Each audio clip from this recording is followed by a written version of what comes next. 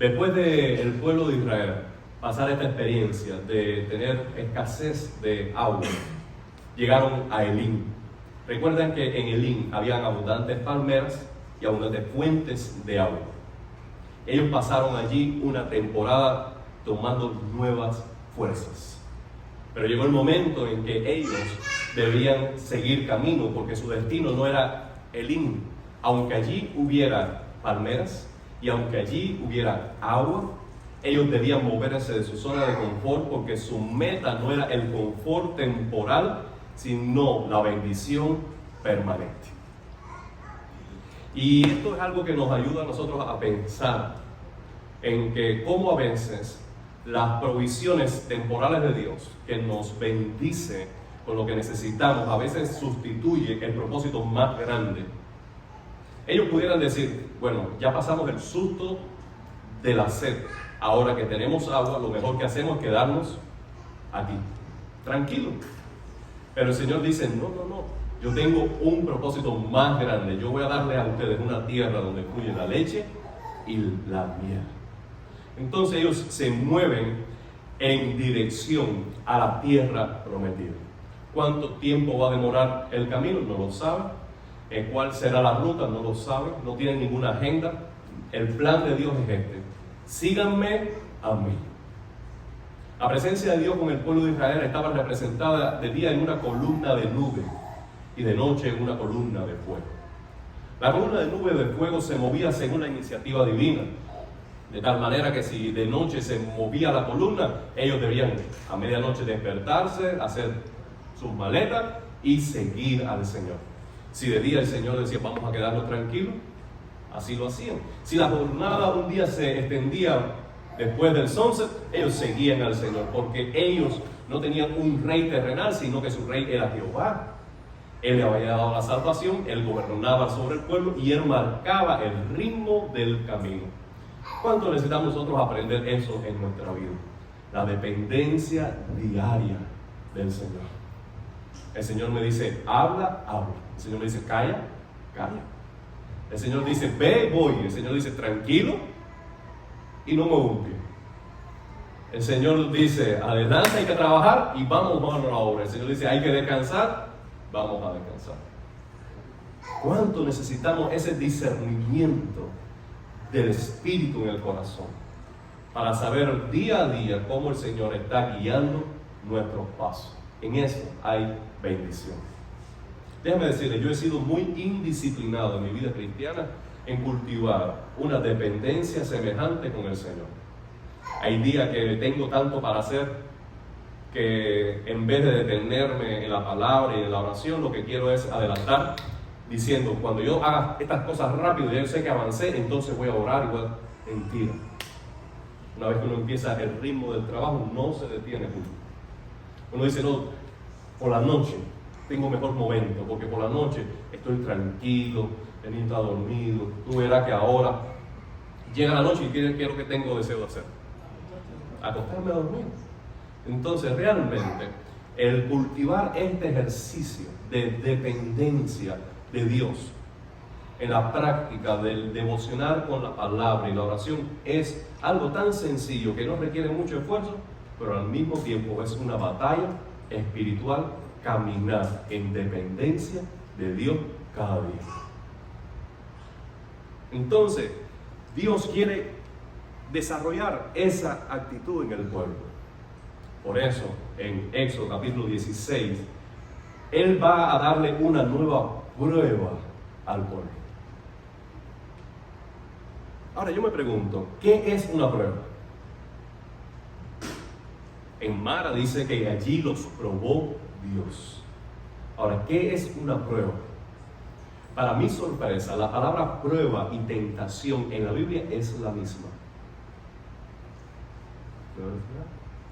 ¡Qué sorpresa! Pero no podemos decir que Dios tienta, ni que Él es tentado. Él prueba. Satanás sí tienta, y Él es llamado el tentador. ¿Por qué entonces una misma palabra cambia de significado en dependencia de quién la está ejecutando?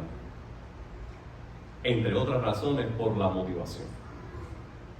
Satanás tienta o prueba nuestra fe para que nosotros caigamos y el nombre de Dios sea mancillado y nosotros seamos derrotados y no vivamos en el gozo de su bendición. Pero cuando Dios, por su parte, prueba nuestra fe, tiene propósitos muy diferentes.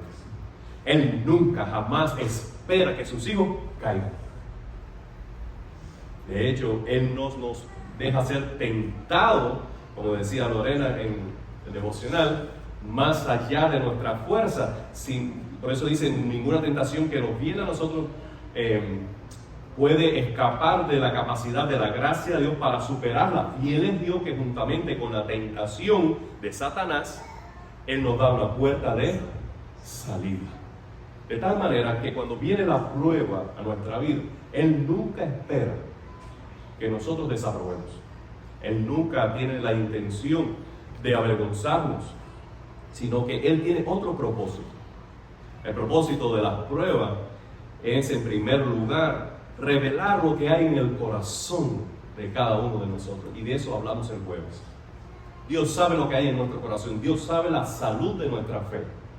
Pero Él nos prueba para que quede en evidencia por nuestras reacciones, actitudes, nuestros hechos, lo que hay en nuestro corazón. De manera que nosotros seamos confrontados con la situación actual de nuestro corazón.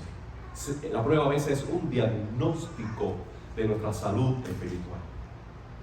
También la prueba ayuda a desarrollar la fe y el carácter.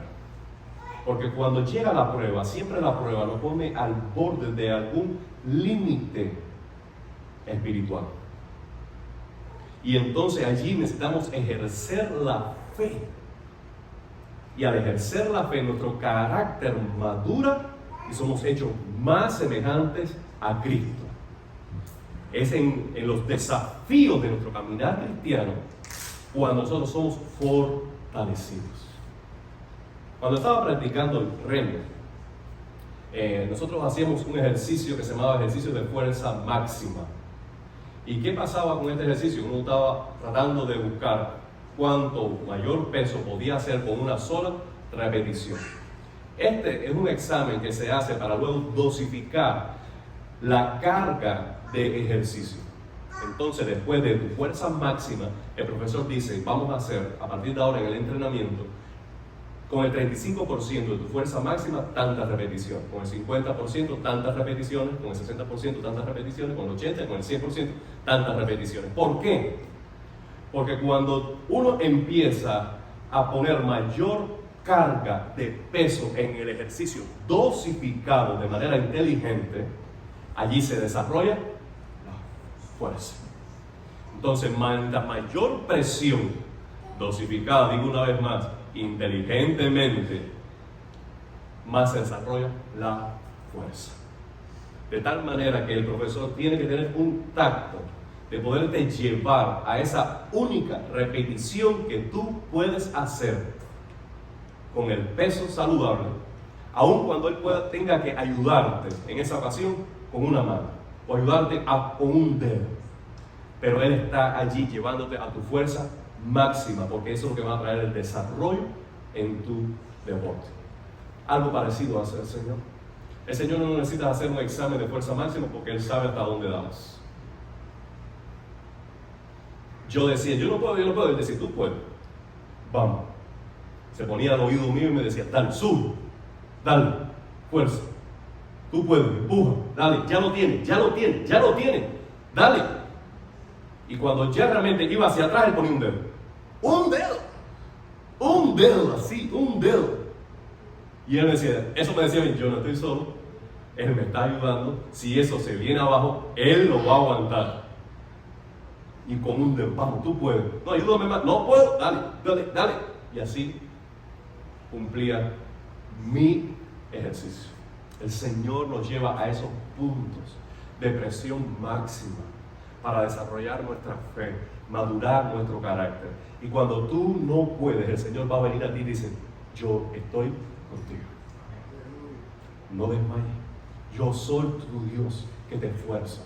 Siempre te ayudaré, siempre te sustentaré con la diestra de mi justicia. Entonces, expuesto a esa presión máxima, tú confías en el Señor, que Él está poniendo no un dedo, Él está poniendo el brazo entero para ayudarte, y allí tú creces a la madurez espiritual. Por eso, ahora va a probar al pueblo de una manera nueva. Antes con el agua de Mara, ahora va a probarlo con el alimento. ¿De dónde el pueblo de Israel iba a conseguir alimento? Por mucho que hubieran traído de Egipto, ese alimento iba a agotarse. El peregrinar no iba a dar tiempo a que las gallinas pusieran huevos, esos huevos crecieran de tal manera que hubiese pollo, un pollo tropical puesto en medio del desierto para todo el pueblo de Israel. Estamos hablando de cientos de miles de personas. Así que, al pensar en alimento, ellos estaban pensando en una necesidad real. Ellos no estaban exagerando, ellos no estaban delirando, ellos no estaban especulando. Era real la necesidad que vamos a comer. Y la reacción de ellos, una vez más, mantenga sus ojos sobre la Biblia mientras me escucha a mí y lea allí, repase ese pasaje. Ellos empezaron a murmurar. Ahora, Dios prueba con escasez en ocasiones. ¿Para qué? Para que aprendamos que no se puede seguir a Dios por lo que Él da. Una vez más digo, ¿por qué llega la escasez cuando se origina en el propósito de Dios? No es nuestra desobediencia, nuestra negligencia y nuestra falta de sabiduría en manejar nuestros asuntos. Cuando se origina esa escasez en el propósito de Dios, ¿para qué es? Para que comprendamos que no se puede creer en Dios, no se puede seguir a Dios por lo que Él da. Que se debe seguir a Dios por quien Él es. Jehová dio, Jehová quitó, sea el nombre de Jehová bendito, porque Él es digno de ser creído, de ser adorado, alabado, seguido, de poner en Él nuestra confianza, de rendir nuestra vida a sus propósitos, por quien Él es. No importa la suerte terrenal y temporal que esto acarrea nuestra vida, Él es digno de. Por eso a veces Él permite la escasez. Segundo, Él permite la escasez a veces para que le conozcamos a Él de una nueva manera. Si tú eres probado por medio de la enfermedad, tú vas a conocer que Dios es tu sanador. Si tú eres probado en un momento en que no tienes respuestas, en que no tienes conocimiento, que no te crees capaz para superar algo, Él va a revelarse como el Dios tu consejero. Si tú estás expuesto al peligro, cualquiera que este sea, tú vas a conocer a Dios como Dios tu protector. De tal manera que cualquier amparo humano que te falte en la vida, cualquier escasez o carencia que toque a tu puerta, va a llevarte a conocer a Dios de una nueva manera. Y el conocimiento de Dios es más rico, es más extraordinario que el confort terrenal. Es que a veces Dios tiene que ponernos en esa situación de dependencia completa para que entonces nos demos cuenta que no tenemos todo lo que queremos, pero tenemos todo lo que necesitamos, porque tenemos a Dios con nosotros. Y puedo perderlo todo, pero si tengo a Cristo, tengo todo lo que necesito. Él es mi tesoro, Él es mi amigo, Él es fiel hasta el final. Y déjame decirle, a veces no hay otra forma. ¿De verdad, mamá? A veces no hay otra forma. Darwin es tan terco, tiene un corazón tan duro, me afecta tanto el orgullo, que Dios dice, no hay otra forma, Darwin. No hay otra forma porque yo necesito que tú me conozcas a mí. Yo necesito que tú pongas tu esperanza en mí. Por tanto, vas a estar en esa situación en la que yo seré todo lo que tú tienes, para entonces tú comprendas que yo soy todo lo que tú necesitas. Por eso Dios prueba con escasez, cualquiera que sea. Dios prueba con escasez cuando seguimos a Dios por quien Él es.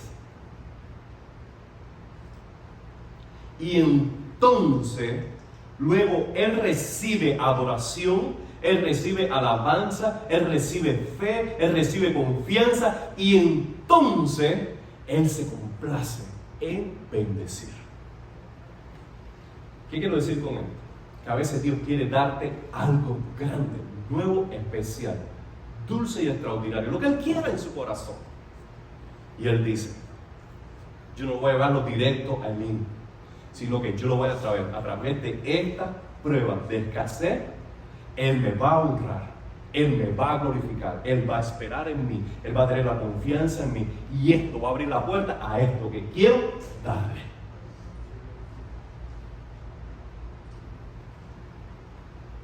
Amado hermano, aunque esa es la intención del corazón de Dios, el pueblo de Israel no respondió como quiere Dios. Y se convierte en un ejemplo, aunque negativo, para nosotros los creyentes. Ellos no tuvieron fe. En lugar de la fe, cuando falta la fe en el momento de la prueba, se da lugar a la murmuración. Ya lo había mencionado. La murmuración es pecado. Es pecado. ¿Qué cosa es la murmuración? Yo no sé qué se piensa Dios. Sinceramente, mira, yo he hecho esto, aquello. ¿Qué más quiere de mí? Si ahora que yo estoy mejor que mi vida, yo estoy leyendo, yo estoy orando, yo estoy haciendo, ¿por qué viene esto? ¿Él acaso no ha dicho en su palabra que eso es murmurar? Ahora, la murmuración tiene a veces otra faceta, y es cuando nosotros hablamos mal de otras personas a quienes hacemos responsables de nuestra suerte.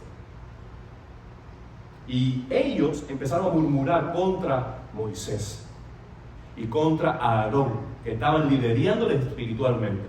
¿Cuántas veces los líderes espirituales reciben la murmuración de cualquier persona? De cualquier persona. Los padres en la familia son las personas contra quienes más se murmuran. Los maestros en la escuela son contra quienes más se murmuran. Indiscutiblemente, los reyes y presidentes de las naciones son sobre quienes más se murmuran. Porque tenemos el hábito de poner sobre los hombros de otros la culpa, irremediablemente, de nuestras circunstancias que no nos agradan. Pero déjenme decirles esto: Dios no se agrada en la murmuración, en la queja excesiva, porque al final cualquier murmuración que estamos haciendo contra otra persona es contra Dios. Y les voy a decir por qué. Primero lo dice la Biblia, dice Aarón y Moisés, los dos dijeron cada uno en su momento, en ese capítulo: ¿por qué ustedes hablan mal de nosotros? ¿Quiénes somos nosotros? Jehová no es rey, Jehová no es el Señor, Jehová no es el que nos está guiando. ¿Quién soy yo para que me guíe a mí? ¿Qué está diciendo Moisés y Aarón? Si Dios está guiando sus vidas, si su vida está en las manos de Dios y ustedes no están contentos en cómo Él guía su vida, ¿por qué me culpan a mí si Él es el Señor de ustedes? Cualquier murmuración contra nosotros realmente no es contra nosotros, sino es contra Dios. En el Salmo 51, David dice de la siguiente manera: porque contra ti, solo he pecado y he hecho lo malo delante de tus ojos. Déjame decirle, David se había llevado a la mujer de un general suyo, de tal manera que él pecó no solamente contra Dios, sino que pecó contra su hombre de guerra. Él lo emborrachó y hizo otros males. Él pecó directamente contra su prójimo. Sin embargo, en el Salmo 51, cuando él está confesando sus pecados, él dice: contra ti solo he pecado. ¿Por qué? No importa que nosotros pequemos en contra de nuestros prójimos, siempre cualquier mal que hagamos contra nuestro semejante, en realidad es contra Dios. Porque ellos portan la imagen de Dios, además porque Dios mismo ha establecido las leyes para regular nuestra conducta con nuestros semejantes. Así que no ser justo en nuestro trato con nuestro semejante es desobedecer la ley de Dios, es pecar contra Dios. La murmuración es pecado contra Dios. Cuando falta la fe en la prueba, lo que hay es una perspectiva fatalista. Óyeme, tú puedes escuchar lo que dicen los hebreos. Ellos están diciendo, mejor nos hubiera sido morir en Egipto. Amado hermano, ¿de qué manera, cuando la suerte de nuestra vida no corresponde a nuestras expectativas, todo se convierte en sombra?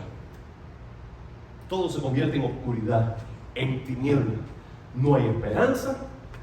Si salió el sol es porque el sol está fuertísimo y en fatiga.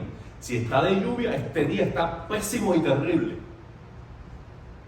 Si te da los buenos días porque te dieron los buenos días demasiado altos. Ay, ¿por qué tú hablas tan alto, tan temprano? Si no te da los buenos días, es indiferente la gente. ¿Por qué? Porque no se ve un rayito de sol cuando el alma no tiene fe. Todo el vaso se ve siempre medio vacío. Y el problema no está en la circunstancia, el problema está en tu corazón. Porque esas mismas circunstancias y aún peores las están pasando otras personas y no reaccionan de la misma manera. Tienen gozo, alaban al Señor, siguen adelante, pero tú ante circunstancias semejantes o mínimas estás derribado. ¿Por qué? Porque la fortaleza tuya radica solamente en el ejercicio de tu fe.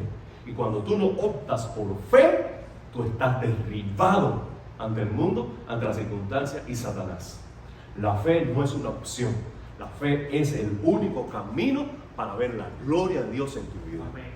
Dios no se agrada si no hay fe en el corazón. Cuando no optamos por fe, lo que queda en el corazón a veces es una nostalgia engañosa del pasado. Mira lo que dicen estos fatalistas. ¿Te acuerdas cuando estábamos sentados frente a las ollas de carne en Egipto? Que comíamos hasta saciarnos. ¿Tú has escuchado este proverbio, Julio, que dice que todos los tiempos pasados fueron mejores? Mira, Jonathan, déjame decirte esto. Yo no sé si tú has encontrado en el camino de esta vida en Miami algunos cubanos, por hablar de los cubanos, que en Cuba eran unos bárbaros. Dime, yo. No, yo en Cuba, yo vivía en La Habana. Yo tenía una casa, un carro. No, ¿y cómo lo dicen? Un carro. No. La gente tenía que tocar a mi puerta a pedirme favor. Ese era el equipo nacional. Me está diciendo Jotin y Jonathan también. En su equipo viene cualquier, vamos a decir, bárbaro. Sí. No, porque yo dirigía el equipo nacional de Cuba. Yo era el técnico de... Cuando ellos tienen a alguien allí que es conocido. ¿Tú conoces a fulano? Ah, no. Dice, él tampoco te conoce a ti. Así que tú no eras nadie. Yo no sé qué placer hay en cualquier persona aquí inmigrante en decir que vivía bien en esos tiempos. Porque la pregunta que viene es lógica. ¿Qué tú haces aquí? ¿Qué tú haces aquí? Yo te pago el pasaje por no escucharte más. Yo te lo pago. ¿Por qué? Porque es una nostalgia tonta. Como las cosas no me van aquí como yo quiero, entonces lo que me queda es el engaño nostálgico de que yo sí era, de que yo sí tenía, de que yo sí hice. Mira, estos hebreos tenían que decir, muchachos, Tú eres un esclavo. Lame bota. Come claria. De Egipto. Ahora tú eres persona. Ahora tú eres libre. Ahora tú eres nación. Ahora tú tienes un Dios grande. Ahora tú estás caminando hacia el cumplimiento de grandes promesas. Ahora es que tú eres alguien en la vida. No por tu obra y tu fuerza, sino por la gracia. Amén. No porque no porque. Ay, hermano. A esto yo pudiera añadir lo siguiente. Hay algunos que cuando no tienen fe empiezan a compararse con los impíos, que debería darle vergüenza. Mira, hermano, debería darle vergüenza. No, porque a fulano sí le va bien. Yo no sé cuándo me va a tocar a mí si yo confío en el Señor. Vergüenza. Vergüenza. Yo no sé, mira que yo me esfuerzo, yo hago esto. Mira a otro. Vergüenza. Porque estás midiendo tu suerte, tu bendición, por lo que tú puedes ganar, por un cheque. Cuando tu herencia viene de Jehová. Aleluya. Y Él te ha llamado a poseer la tierra. Aleluya. Y tu vida es eterna. Y tienes gozo que no se compra, paz que no se compra. Paz con Dios que Él compró. Tú estás completo en Él y estás comparándote con el impío. Que su esperanza es como la flor de la hierba que se levanta el sol y se quema.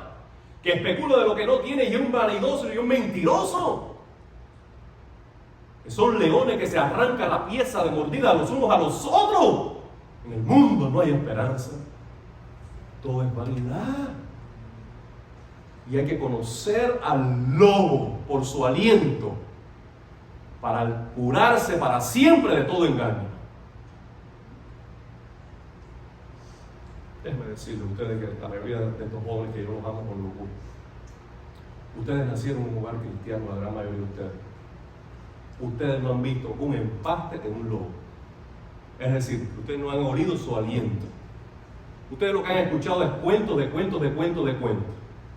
Por tanto, cuando alguna vez se asomen en la distancia del horizonte de tu vida espiritual, una nostalgia de un pétalo que se cae por una vida sin Cristo, arrepiéntete de todo corazón, porque usted no sabe lo que está añorando.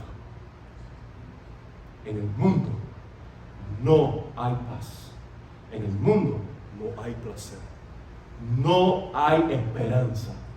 Ni para un matrimonio, ni para una familia, ni para nadie fuera de Cristo. Así que debemos tener santo temor de Dios cuando nuestra fe está siendo probada, que es lo que sale del corazón en medio de la prueba. Jamás sea murmuración, Dios no se agrada. Jamás sea una perspectiva fatalista, Dios no se agrada. Jamás sea una añoranza por un momento en tu vida cuando estabas lejos de Dios y tenías ciertos placeres según tu opinión. De eso Dios no se agrada. Vergüenza debe darnos si eso ocurre en nuestro corazón. Dios no solamente prueba con escasez, Dios prueba con abundancia. ¿Qué te parece esto?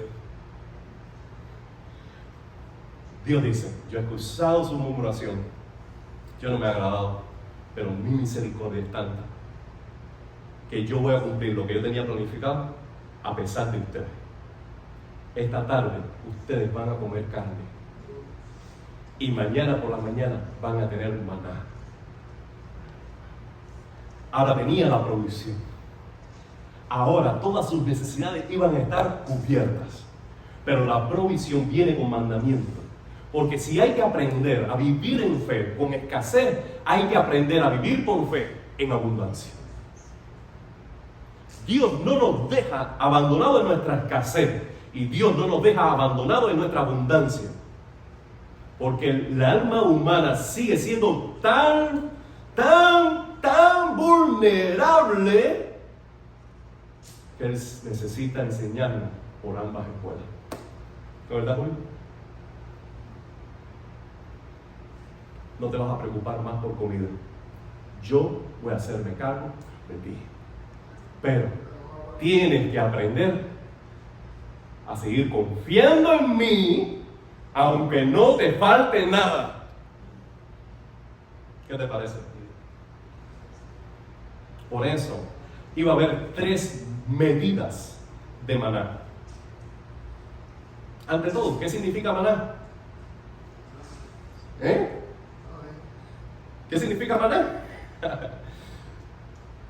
Al día siguiente, cuando estuvo el rocío sobre la tierra y se secó la tierra, allí quedó algo menudo, extraño a la vista de los hebreos. Y alguien dijo, ¿qué es esto? Y allí le puso el nombre maná. En hebreo, maná quiere decir, ¿qué es esto? Ahora, había 3 medidas en que iba a durar el maná. Había una medida que de lunes a viernes el pueblo de Israel tenía que salir a buscar su porción para el día. La medida era 1,5 kilos aproximadamente por persona. 1 litro. No podían guardarlo para el día siguiente. Algunos bárbaros dijeron, déjenme guardar por si acaso. Eso se derritió, se pudrió y crió gusano de un día para otro. Había otra medida que debían tomar el viernes. El viernes tenían que hacerlo, entonces, doble. Porque el sábado no iba a haber. Y algunos bárbaros dijeron, déjame salir por si acaso el sábado, que nadie va a salir. A lo mejor atrapo algo. Y quedaron en descubierto cuando no había nada. Amado hermano, si tenían lo necesario, ¿por qué no obedecían a Dios? Y si tuvieron el día anterior, ¿por qué no confiaron de que el día siguiente iba a ser igual? Porque la maldad y la incredulidad del corazón a veces es una enfermedad difícil de curar del corazón. No tuvieron fe en la escasez, pero ahora que tienen, tampoco tienen fe. Atrapa esto, por favor. Porque la salud de tu corazón no va a consistir nunca en los bienes que tú posees.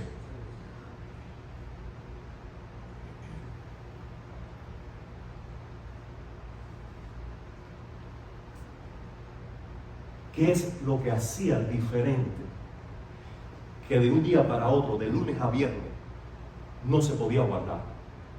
Pero que el viernes sí se podía guardar para el día siguiente. Es más, había una tercera porción. De algún momento de la historia, Dios le dijo a Israel, tomen ese maná y sepárenlo, pónganlo en el arca para las generaciones futuras, para testimonio de la fidelidad de Dios en proveer a su pueblo. Es decir, que ese no iba a durar de una noche para otra, sino que iba a durar un tiempo más prolongado. ¿Qué es lo que hacía la diferencia de que de un día para otro no? Pero el viernes sí, y el otro por generación. ¿Qué hizo la diferencia? La palabra de Dios. Dios dijo, no guardes, no guardes. Dios dijo, coge doble, atrapa doble. Él dice, sepáramelo para generaciones, sepáralo. Porque la vida y la muerte, la abundancia y la escasez, la bendición y la maldición está en el poder de la palabra de Dios. Él dijo y eso será.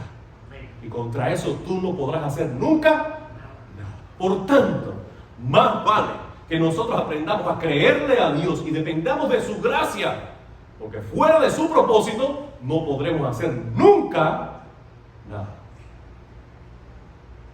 Él dice, tú vas a cobrar durante 5 años un salario mínimo de $8 y lo vas a cobrar. No importa de qué te gradúes, no importa qué negocios emprendas, todo está en la dependencia de la mano de Dios. Aleluya. Y Él va a coger a un impío y va a darle abundancia y riqueza para el propósito que Él quiere. Y tú no vas a poder hacer nada con eso. Porque Él es Dios. Y al que quiere dar, le da. Y estar descontento porque otro tiene, eso se llama envidia. Y la envidia es pecado. Aprende a celebrar cuando otro tiene, cuando otro prospera, cuando otro emprende. Celébralo. Celébralo. Porque en esa celebración, y no en la amargura, no en la incredulidad, no en la murmuración, en esa celebración de la generosidad de Dios, de que Él da a quien Él quiere, Dios se va a complacer. Y un día también te va a dar a ti.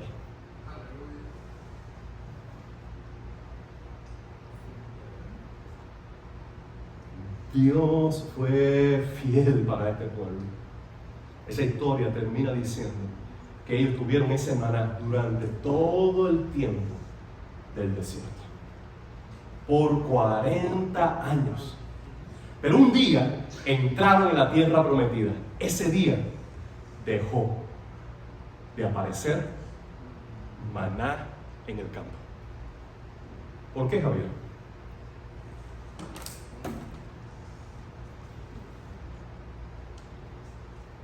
Dios es fiel en proveer siempre. Pero Dios dejó de proveer ese maná cuando ellos entraron en la tierra prometida para enseñarle ahora esto: en ser responsable y esforzado con lo que ya tiene. En el desierto no podían emprender, no podían cosechar, no podían hacer negocios, no podían vender y comprar. Pero ahora, entrando en la tierra prometida, sí podía hacerlo. Ahora, ellos no podían seguir viviendo ahora diciendo: no trabajo, no me esfuerzo, no emprendo, no hago negocio, no construyo, porque mañana va a haber maná. ¿Sabe qué?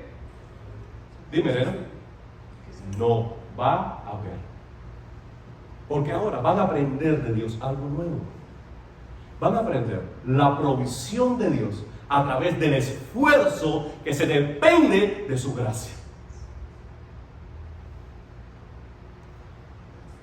Pablo dice que el que no trabaje, no coma. Y él dice: hay algunos vagos entre ustedes que están esperando que Cristo viene y no emprenden, no trabajan, no estudian, no hacen nada, con tales ni se acompañan. Porque ellos, cuando tú no estás ocupado en lo que debes ocuparte, te ocupan en lo que no debes ocuparte. Dice: ellos están metiéndose en lo que no deben. ¿Lo dice así, Matías? Son unos chismosos y entrometidos. Palabra de Pablo. Por tanto, Dios dice: ahora te he dado tierra, te he dado casa, te he dado viña. Tú no labraste, tú no trabajaste, tú no lo construiste. Te lo he dado de pura gracia. Ahora sé responsable en dar fruto con lo que yo te he dado. Y en eso verás mi bondad. Porque ¿qué es lo que pasa? Que Dios sí da. Pero a veces con lo que Dios da no somos responsables. Y no lo hacemos fructífero bajo su guianza y seguimos siendo irresponsables. Y esa irresponsabilidad nos convierte en esclavos, en tierra de abundancia. ¿Cuántos hay esclavos en esta nación de abundancia?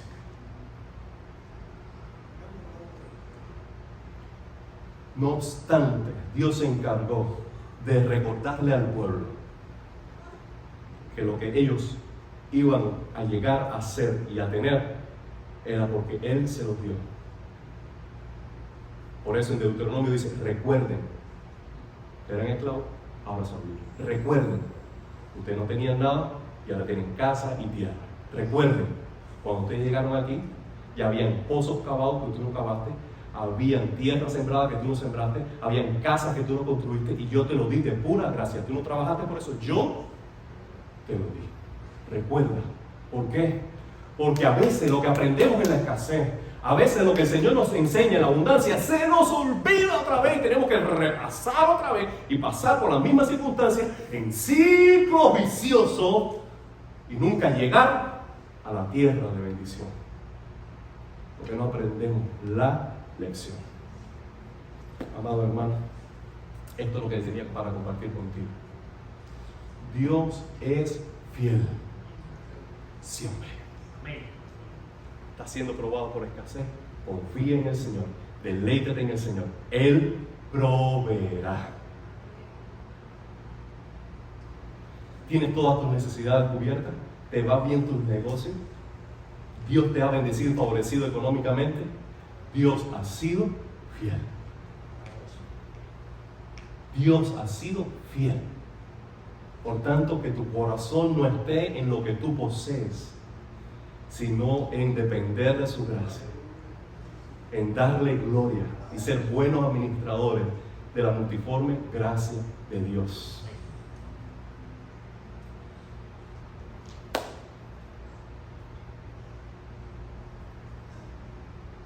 Señor, no nos des pobreza, para que no te maldigamos, y no nos dé demasiada riqueza de tal manera que nos olvidemos de ti. Dice el apóstol Pablo, ya sea en escasez o en abundancia, he aprendido a vivir y a estar contento. Todo lo puedo en Cristo que me fortalece.